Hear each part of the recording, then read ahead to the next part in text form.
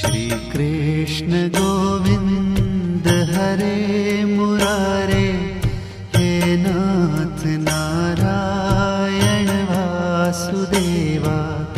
जीवे पिबस्वामृतमेतदेव, गोविंद दामोदर माधवेति।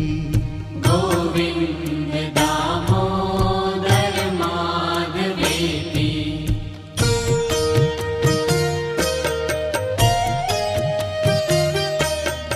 विक्रेतु कामा किल गोपकन्या, मुरारिपादार्पितचित्तवृत्तिः।